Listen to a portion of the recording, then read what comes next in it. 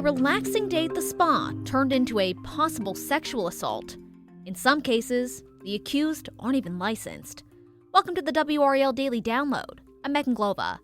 Now, there's a new statewide effort to crack down on these businesses. We are joined now by WRAL Investigates Randall Kerr to share more. Randall, thanks for being here. Enjoy it. So where did this investigation start for you and Sarah Kruger? It started just with a good contact that I have with the massage board, someone I check in with every once in a while just to see if there's anything happening. I had previously done a lot of work with him in what's known more as the illicit massage business or Asian spas where you drive by and you know that that's much more than a massage business. Right. You know, not a place you'd normally frequent. And so I had just checked in on him to see what was up, and he told me about this effort that they had gotten a lot of complaints recently about issues with massages in shopping centers. And so we're not talking strip malls. Right. You know, we're talking, Triangle Town Center, streets of South Point, malls in Charlotte, Concord, Jacksonville, Wilmington, Goldsboro. So places that get a lot of foot traffic by people just shopping in places that most would suspect are on the up and up. Yeah, and right. So, this all started with them getting complaints, and they looked into individual cases. But then when they kept getting them, they said, okay, we need to be a little more proactive about this. So they just started going in, checking out how businesses were advertising, and they would send in people undercover to get services and massages. And after the service was over, the investigators themselves would go in, figure out what services were provided and whether those were actually allowed to be provided by that business and or the person who did the actual massage. Right. And why do you think that maybe these are popping up in such a populated areas now? Are these business owners just getting a little more bold in their efforts, or do they not care? Like anything else, it's money. Right. I mean, these services, you get a massage, it's $120, in some cases. So they can make a lot of money, especially with that kind of foot traffic. And, we were provided with some undercover video of one of their stings at a mall in Jacksonville. And a lot of the times the business owners, for lack of a better term, they just kind of play stupid or ignorant. Yeah. I didn't realize that was the rule, or this is how it was supposed to operate. Keep in mind that, and in this instance, and in many of these instances, these are businesses that are repeat violators that they've been to before. Gotcha. And then they just start back up. So they may change ownership, but it goes to a relative. And then the thing, it's like whack-a-mole, and everything starts over again. So, it's really frustrating from the massage board standpoint. And it's not just for that reason, but also, if they go into an establishment and find out that they're giving illegal massages, whether or not something happened on that table that made a customer feel uncomfortable or whatever. The bottom line is state law is if you provide massages, the establishment must have a license, and anyone that you employ that's providing massage also has to have an individual therapist license. That's as simple as it gets. That's the law. Yeah. And, in these cases, during the sting that we have, they went in, woman got a massage, said it, and when you can hear this on camera, she said, yeah, I got a full body massage. You can hear the therapist off camera saying, no, I just did a facial. And the woman's like, no, it was a full body massage, and here's my receipt. And so then the investigators go over to the manager of the store, and he provides one license, valid license, but it was a woman who wasn't even working there that day. Oh, gosh. And there were, who knows, probably at least a dozen people providing services in that establishment at the time. Yeah.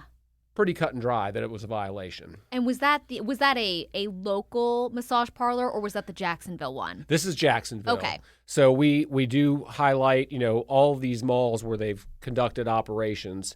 And like I mentioned, many of them are repeat violators, so they have to go back and go back and go back.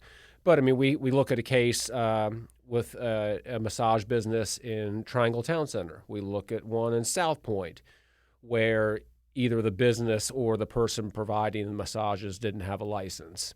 So it's and the frustration for the board is when they find these businesses, they not only give a notice of potential violation and explain that this, you can end up in court over this. I mean, this is a crime. It's not just a rule. Mm-hmm. But when they provide this notice to the business owner, but they also provide it to the property manager and the actual owner of the mall, who are two different entities in most cases. There's a lot of people aware of this So here. A lot of people are told.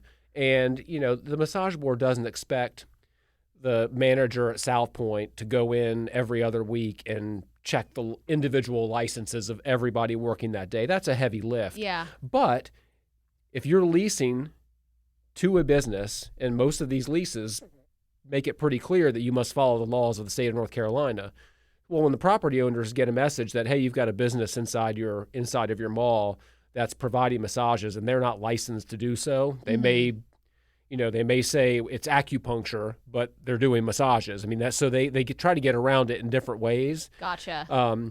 And so from the massage board standpoint, that's a pretty easy check for a mall. Hey, before you sign the lease, I need to see that this business is licensed. Oh, yeah. And the fact that even after being told that this business isn't following the rules, that there's no action taken by the mall, whether it's, eviction, an official warning, just something to act as a deterrent to this, to this activity. And they just feel like they're not getting any help. Well, they're not getting enough help or cooperation from that side of things. Can we dive more into maybe some of those local locations? Are we just seeing reports there, or were any undercover operations done at South Point, for example, as well? Sure. The state, the massage board currently has a pending civil injunction against the massage business in South Point, where the owner was licensed, but a person giving massages was not licensed. And so there's a current injunction to force them with a court order to clean up their act. There's a pending lawsuit now involving that may have been at Triangle Town Center, and there's another pending lawsuit. So the two main cases are South Point and Triangle Town Center. There's another one where a woman went in to get a massage and claimed she was sexually assaulted by a therapist. And in the process of filing that lawsuit, her attorney received documents from the board that showed that facility had repeated problems. So she then added the actual owner of the mall to the lawsuit. So I mean, they're obviously trying to get it dismissed, saying that the business owner is the only one at fault here, not us. But it shows that, I mean, there's liability here, especially if there's a repeated pattern that can be proven, right, and no one's doing anything about it. So there is a potential liability to some of these mall owners that you'd think that would be enough for them to go, maybe it's time that we actually do start doing something. Yeah. And I saw in your story that, there is more to this. You gave the example of sexual assault. There's more to this than just being unlicensed. Are there any concerns of human trafficking in some cases, whether that be locally or just nationwide, if this is an issue? Sure. I mean, it's a huge issue. I mean, and that was, the main issue with the illicit massage business. I mean, there's a pipeline of people coming in from Flushing, New York. That's where they get here from, whether it's, it's predominantly Asian countries, but they come here, they're promised jobs and promised places to stay and all this stuff, and then they're essentially just trafficked around to these facilities all over the country. And the massage board believes that even in these mall settings, while they may not be illicit massage businesses, mm-hmm, that this is still a trafficking issue where you have people that are almost forced. It's forced labor in their opinion. So yeah, it is a much bigger issue beyond just an interaction between a customer and a therapist. There's a bigger picture here that they're trying to tackle as well. Definitely. In our state, how common would you say a lack of licensing is in the massage industry? In our state, I mean, overall, the massage business is like any other business. I mean, there are 10,000 licensed massage therapists in North Carolina. That's a lot. Yeah. And 99.9999% of them are doing it the right way. And look, to be fair, there are sexual assault allegations made against licensees, just like there are Right. unlicensed therapists. And every time that complaint comes in, the board is required to investigate, and they can revoke licenses, they can reprimand, they can suspend them, they can do all that, and that stuff happens. I want to say last year that they took about 50 actions on licensees. And the majority of them were some sort of sexual in nature occurrence, whether it was actually assault or improper, conversation, improper draping of a person, something that made the customer feel uncomfortable. But, a large portion of those cases also involved unlicensed therapists. I mean, the way the board works is they're only allowed to investigate licensees for complaints, but they can investigate anyone who they believe is acting without a license. They don't need a formal complaint to investigate someone practicing without a license. So that's where that's when they decided, hey, we need to start taking action instead of reacting to all of these cases. Let's go out and try to clean it up from the beginning. And it's an ongoing process, and they're steadfast in continuing to do that work. So kudos to them. They're more aggressive than other boards that we've done stories with, where they're really taking a proactive approach to this. Kind of with that ongoing process in mind, what comes next exactly for some of these local locations that you guys focus on in the story? Right now, because they're in the courts, we're just waiting to see. And, there are always complaints coming into the board, and they hold their monthly meetings and where they take up cases against licensees and unlicensed businesses. But the one thing, and one of the important things we want people to take away from the story is that, the board offers a portal, an online portal where you can go in, you can type the name of the business that you're going to get a massage to verify that they're licensed.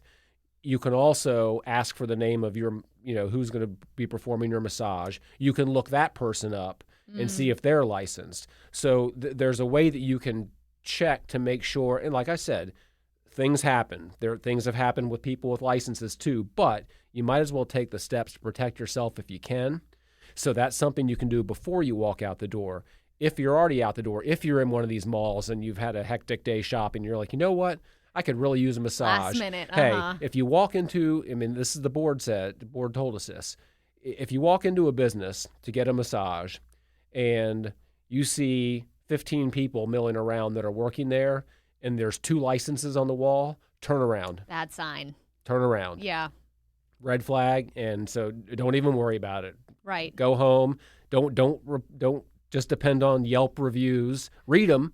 Sure. But don't make that your only measure of protection there. So there are plenty of things that you can do to also do your part to help put an end to this. Because if these businesses keep making money, they're not going to want to stop. That's the motivator right there. Yeah. Okay, some very good tips, Randall. We appreciate it. Yep.